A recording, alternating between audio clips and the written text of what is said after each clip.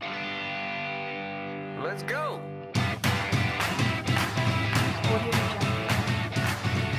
Welcome to the Ride Home Review. Where we talk about the movie we just watched on our ride home. Then we do our best to improve the movie by rewriting the story on the fly. The hosts of the Ride Home Review are sci-fi fantasy author T.K. Thompson And film pundit Dustin Thompson. Spoiler alert! Alright everybody, this is your official warning. All of our reviews will be filled with spoilers of the movie. So if you have not seen this movie yet, please listen at your own risk. Welcome to a new episode. Today we're talking about Rogue One. Woohoo! Star Wars! Yes. So let's start with our overall reactions to the movie. So the big question is, does this movie, is it worse or better than the prequels? Oh, I thought it was really good. In comparison to the prequels, I don't know, because they're so classic. Are you talking about the prequels? No, the prequels are like episodes 1, 2, and 3. Yes, it's totally better. Totally Sorry, better than my that. bad. Totally better. Episodes 4, 5, and 6, the original. Yeah, classics. Classics, right? I say it's right up there with them. Now, here's another question. Since a lot of people just saw Star Wars Force Awakens, do you like it better than Star Wars Force Awakens, or did you like Star Wars Force Awakens better? I don't know. That's tough because the adventures on both of them are so extremely different. Right. They're two very different movies. I would probably still have to say I like Force Awakens because I think I liked some of the characters a little bit better. Okay. But they were a little more endearing to me. Sure. But I liked this one as I liked how it ended. You know what I mean? I did like their characters, but I still felt there was a little bit of a lull, Right. in it. So I probably have to say Force Awakens. So I'm going to barely agree with you. I think Force Awakens is better. Right. But Star Wars Rogue One felt more like Star Wars than even Force Awakens. But the reason I like Force Awakens better is because the new characters they developed were amazing. Right. Now, these characters are also great, but I didn't fall in love with them to the point where I can't wait to see 10 more movies with these characters, right? And you also probably attached to it too because it had some of those classic features of the classic movies before absolutely. that. Like right when the air fighting started happening and Yeah. you're like, Gold Leader! Gold Leader! Yeah, Red Leader and Gold Leader, they're there. Yeah, exactly. So there were those good cameos that we see in A New Hope, but I felt they had to be there because the timeline was butt up right next to it. It's not like this is years before a movie starts. It's literally days before A New Hope starts. So those cameos had to happen. Right. And so that's what I want to go into. Do you felt like the movie was fan service, like, hey, remember this from Star Wars? Or do you felt like they were strategically placed and good to the point where they still gave you a new Star Wars story without it being just repetitive? I felt like they gave me a new Star Wars story. Yeah. Because we were seeing a whole different family. Right. And their influence on the whole story. Oh, yeah. And so the Urso family. Very refreshing. It was very refreshing to see, hey, Star Wars isn't all about the Skywalkers. Here's the Urso family and how important they are. And guess what? Luke Skywalker doesn't get to blow up the Death Star without the Ursos and Jyn Erso stealing the plans. And without Jyn Erso being in the Star Wars universe, no one motivates people to actually go steal the plans. Right? And without Jyn Erso's father, I forget his first name, Urso, father. But anyways, what's his name? He was Mads Mikkelsen, by the way. Great actor. I love him. He was so pivotal. And I loved his character and how he thought. Like, I had to go do this so that I could build it with the weakness. And that made so much sense. And I've heard a lot of reviews out there, folks. I know a lot of people are like, oh, this is just fan service and we didn't need to hear this story. We just need to know that they stole the plans. And I disagree. I think this story is so important to the rest of Star Wars. Now, here's the other big thing that a lot of people have been saying. Does this enhance Star Wars Episode 4 A New Hope? Or does this take away? Because what a lot of people say about prequels is they're like, well, I don't like prequels because it changes the way I look at the movie that I already love, right? Because it gives me new information. So do you feel like you can now appreciate Star Wars A New Hope better, or does it take away from some of the luster? No, I think it totally adds to, because the second you see Leia at the end, you know what I mean, getting away, you know the only reason why she has that is because all of these people just died. So, because there's one sentence in that New Hope movie where what's her name, the lady that's in charge or whatever, sure, she says, a huge price has been paid for us to have these plans. Right. You know what I mean? We got to see what that price was. Right. You know, and I've always wondered, like, that was always a line in the movie that I was like, well, what happened? What did you lose to get these plans? Because it was the huge mystery, you know, and I think that this totally just tied everything together, and you're like, oh yeah, you guys lost a lot in order to get this information. Which is a very departure from a family-friendly Star Wars movie. This was a war movie. People died. Right. And you and I have talked a lot about these days, there's not enough sacrifice in films. Everyone lives, everyone dies, but they fake die. They're really actually alive, and we're kind of sick of all that. There's no consequences. Right, exactly. It's like, and so we really loved that in this movie, the whole Rogue One team had died, and they sacrificed their lives to save the galaxy, right? And to play their part. And that's a little part, but and it's funny that in A New Hope, some people just gloss over that. Oh, they got the plans, right? Yeah. Oh, not a big deal. But it is a huge deal, and it actually reflects really on war. Like, really, like, I think about in war, how they sent messengers across country to send messages to armies, or they would still, like, the strategy of a battle or whatever. Mm-hmm. That information, a lot of people look over that kind of stuff. I mean, they have made some movies like Wind Talkers and stuff like that about the trading of information, how important it is to war, but I felt this was great. I did too. And I liked one of the comments that you said about how it was good to see that even the Rebel Alliance had flaws in it. That it was a war. That means that not everybody was doing the shiny, squeaky Jedi stuff that they should be doing. That there was, you know, crap going on both sides in order to try to you know, tip the... Right. I love that. Like, when we first saw, what was it, Captain Cassian, right? Yes. All of a sudden, he murders his informant? CI, his informant. Yeah. And I'm like, what? A rebel guy just, like, assassinated a dude, right? Yeah. And I was, like, shocked because they paint this picture in all the Star Wars movie that the Rebel Alliance is the Boy Scouts. They never do anything wrong or questionable morally. But this really actually paints the real picture, that is, this is war. Both sides have assassins. Both sides have spies. Right. And that they've done things that they're not proud of. And without that scene earlier, without that scene with Cassian earlier where he's done that, and everyone in the audience was like, oh my gosh, is this a good guy or a bad guy? He's on the Rebels, but he just killed a dude, right? Right.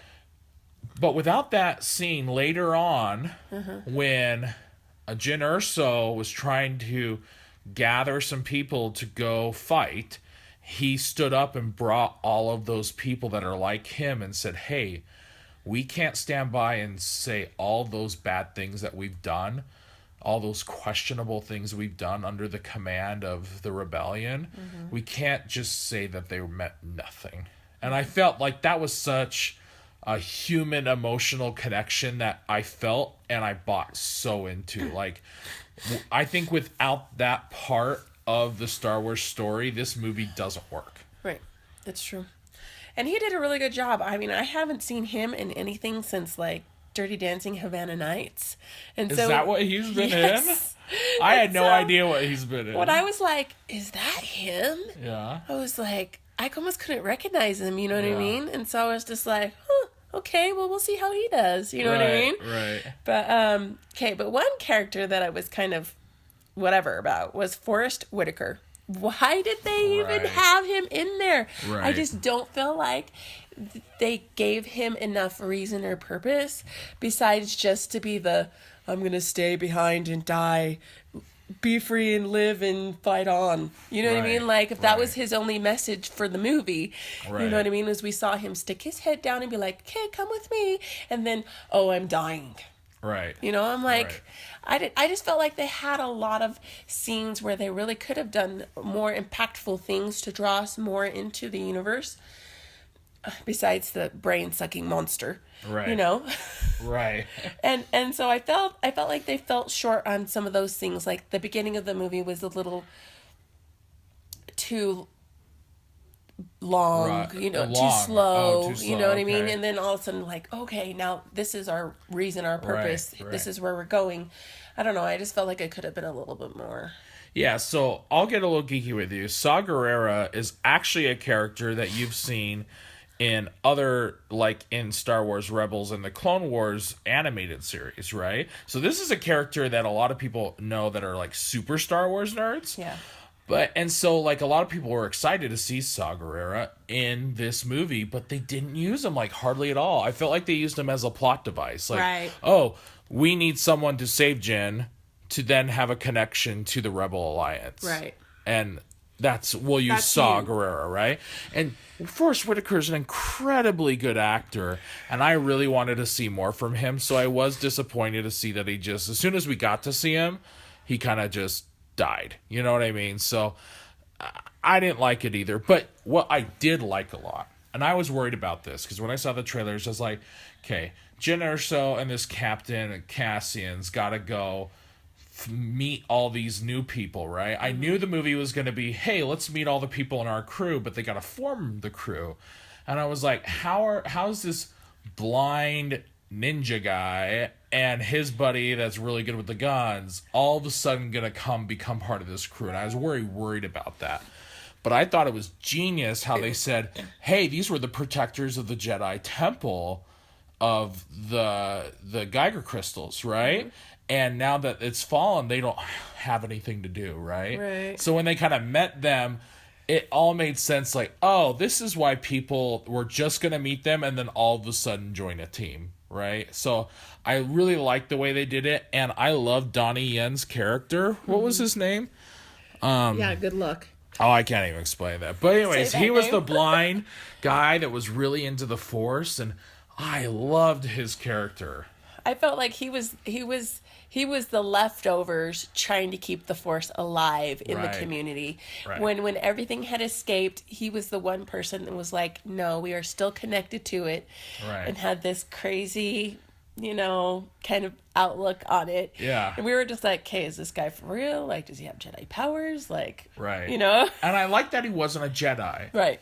He wasn't a Jedi, but he could sense the Force. He was a little like Daredevil. He was blind, but he could hear really well. But I like that the Force did help him, but he wasn't a trained Jedi, and I really, really like that. So I liked all the people on Rogue One, but let's talk about, Star Wars isn't Star Wars without lovable droids. Right. So let's talk about K2SO. What did you think about him?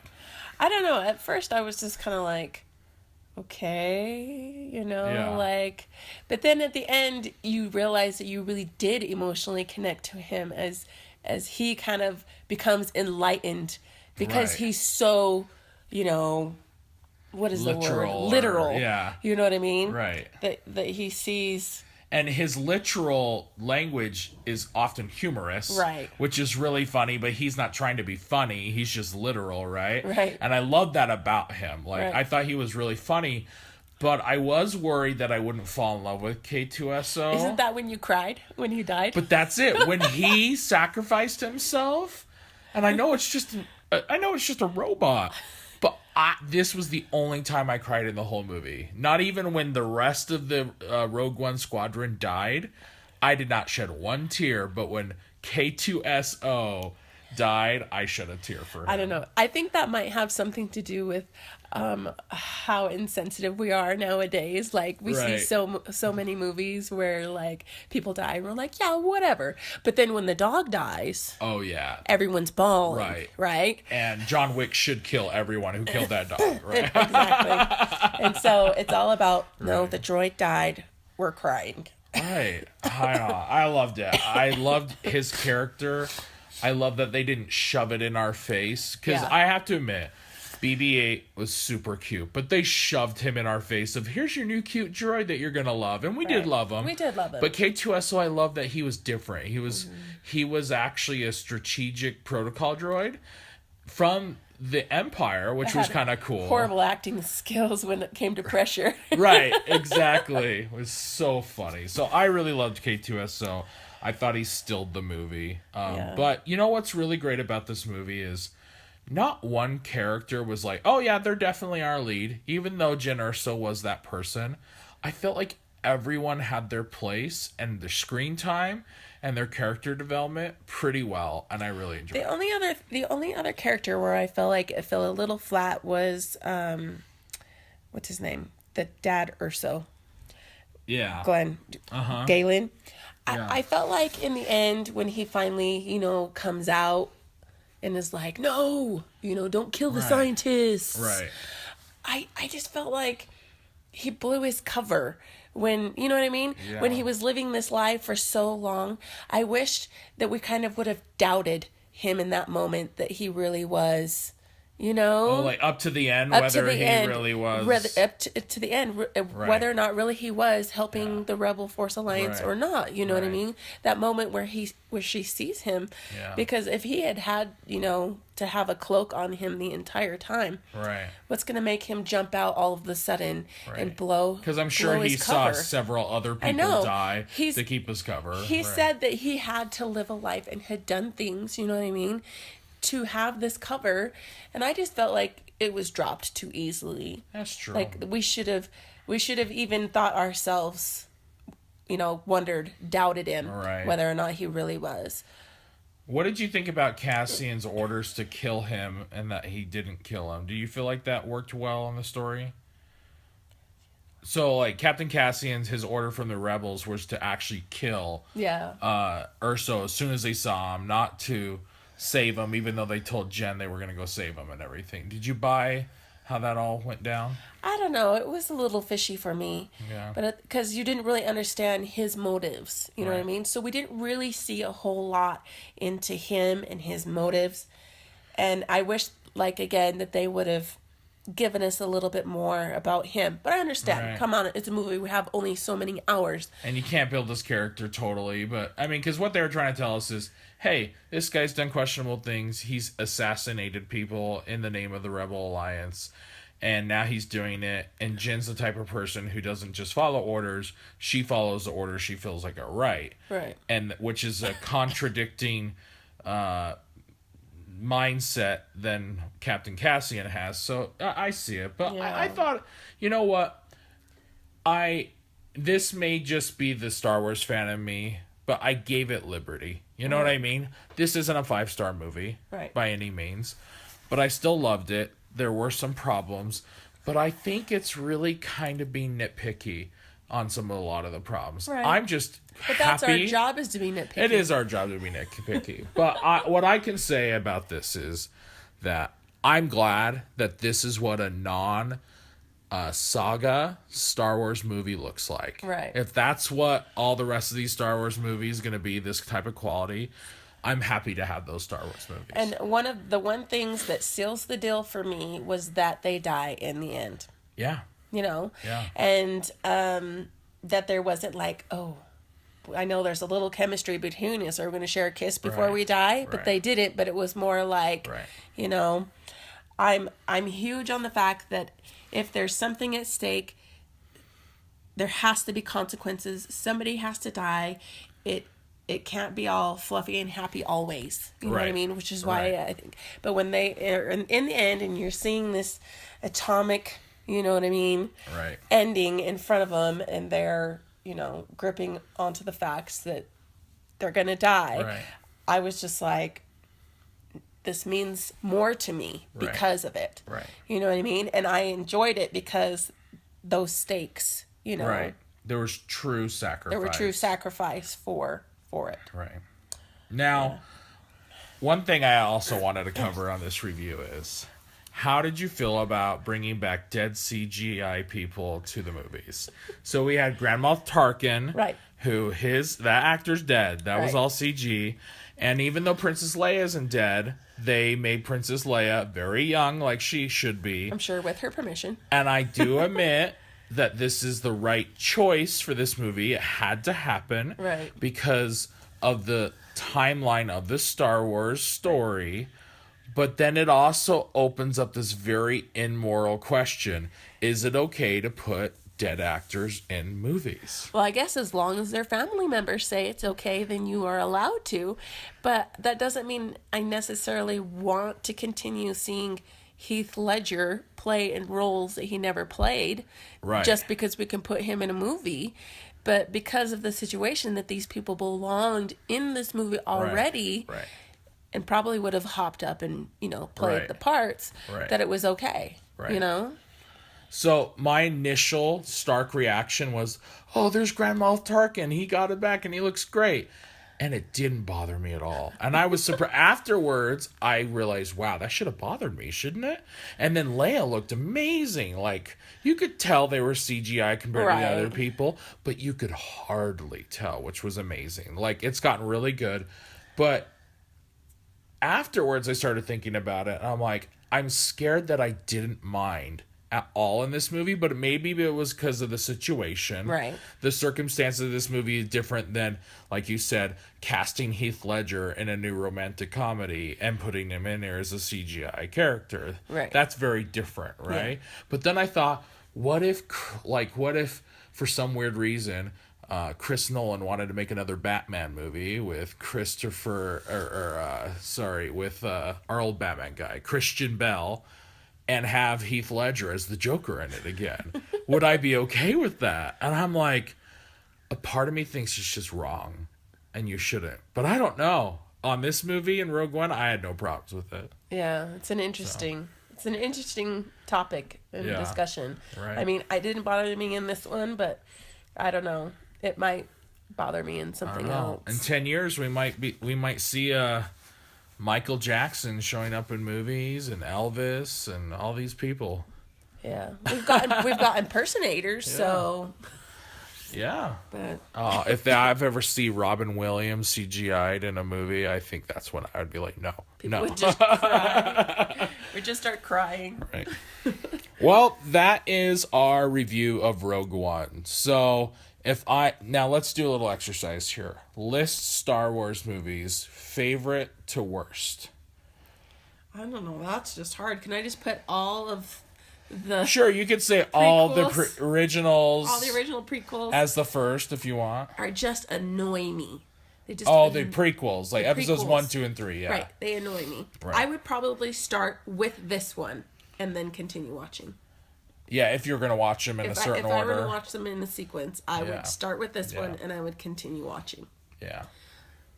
Now, if I was going to list them best movies to worst movies, I'd probably do Empire Strikes Back, then A New Hope, Rogue One, Return of the Jedi, and then Force Awakens was good too. I can't do it. You're right. It's definitely better than the prequels, but the originals and these last two Star Wars movies are really in line with them, and I really love them. So, all right. Well, that's our review. Please stay tuned. We have other movies we're going to be reviewing and posting. Thank you for listening to the Ride Home Review. See you later. Bye-bye.